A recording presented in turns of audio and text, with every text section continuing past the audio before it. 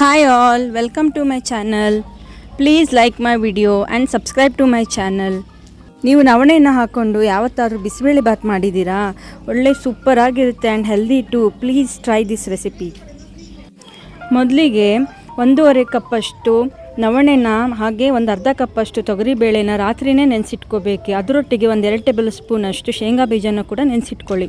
ಇನ್ನು ಬೆಳೆಗೆ ಚೆನ್ನಾಗಿ ತೊಳೆದು ಅದಕ್ಕೆ ನೀರು ಎಷ್ಟು ಬೇಕು ಒಂದು ಡಬಲ್ ಅಳತೆ ನೀರು ಹಾಕ್ಕೊಂಡು ಅದಕ್ಕೆ ಉಪ್ಪು ಮತ್ತು ಅರಿಶಿನ ಪುಡಿನ ಸೇರಿಸ್ಕೊಂಡು ಕುಕ್ಕರಲ್ಲಿ ಹಾಕ್ಕೊಂಡು 2-3 ವಿಷಲ್ ಮಾಡಿಕೊಂಡ್ರೆ ಆಯಿತು.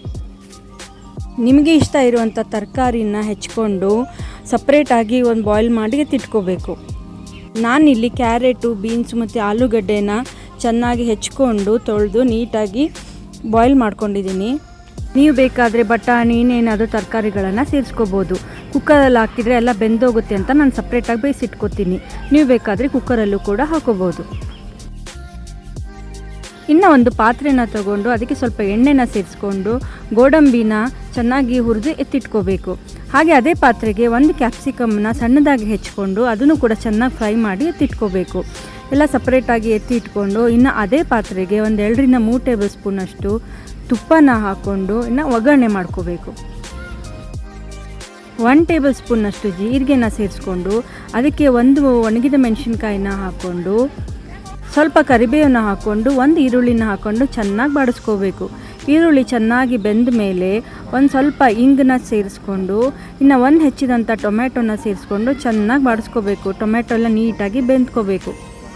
ಮಿಲೆಟ್ಸಲ್ಲಿ ತುಂಬಾ ಫೈಬರ್ ಇರುತ್ತೆ. ಹಾಗೆ ಒಂದು ಟಿಪ್ ಏನಂದರೆ ಮಿಲೆಟ್ಸ್ನ ನೆನೆಸಿ ಯಾವಾಗಲೂ ಯೂಸ್ ಮಾಡಬೇಕು. ಹಾಗೆ ಡೈರೆಕ್ಟ್ ಯೂಸ್ ಮಾಡೋದ್ರಿಂದ ಅಷ್ಟೊಂದು ಬೆನಿಫಿಟ್ ಸಿಗಲ್ಲ ಅಂತ ಹೇಳ್ತಾರೆ.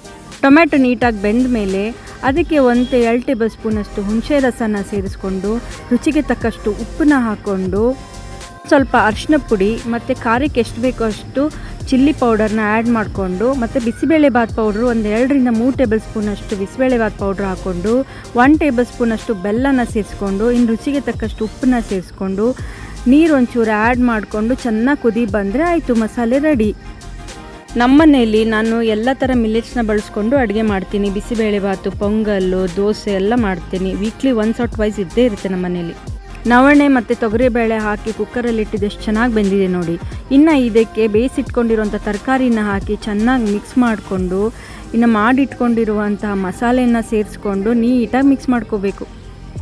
ಇಂಗ್ರೀಡಿಯೆಂಟ್ಸ್ ಲಿಸ್ಟ್ನ ನಾನು ಡಿಸ್ಕ್ರಿಪ್ಷನ್ ಬಾಕ್ಸಲ್ಲಿ ಮೆನ್ಷನ್ ಮಾಡಿರ್ತೀನಿ, ಪ್ಲೀಸ್ ಚೆಕ್ ಮಾಡಿ. ಇದಕ್ಕೆ ಹುರಿದಿಟ್ಕೊಂಡಿರುವಂಥ ಗೋಡಂಬಿನ ಸೇರಿಸ್ಕೊಂಡು ಇನ್ನು ಹುರಿದಿಟ್ಕೊಂಡಿರುವಂಥ ಕ್ಯಾಪ್ಸಿಕಮ್ನ ಸೇರಿಸ್ಕೊಂಡು ಇನ್ನು 2-3 ಟೇಬಲ್ ಸ್ಪೂನಷ್ಟು ಕಾಯಿ ತುರಿನ ಸೇರಿಸ್ಕೊಂಡು ಚೆನ್ನಾಗಿ ಮಿಕ್ಸ್ ಮಾಡಿಕೊಂಡು ಇದಕ್ಕೆ ಬಿಸಿ ನೀರು ಕನ್ಸಿಸ್ಟೆನ್ಸಿಗೆ ಎಷ್ಟು ಬೇಕು ಅಷ್ಟು ಬಿಸಿ ನೀರನ್ನ ಸೇರಿಸ್ಕೊಂಡು ನೀಟಾಗಿ ಮಿಕ್ಸ್ ಮಾಡ್ಕೋಬೇಕು. ಇನ್ನು ಇದಕ್ಕೆ ಹೆಚ್ಚಿದಂಥ ಕೊತ್ತಂಬರಿನ ಸೇರಿಸ್ಕೊಂಡ್ರೆ ಬಿಸಿ ಬಿಸಿಯಾದಂಥ ನವಣೆ bisi bele bath ready. Recipe video ಇಷ್ಟ ಆದರೆ please like and subscribe. Thank you for watching.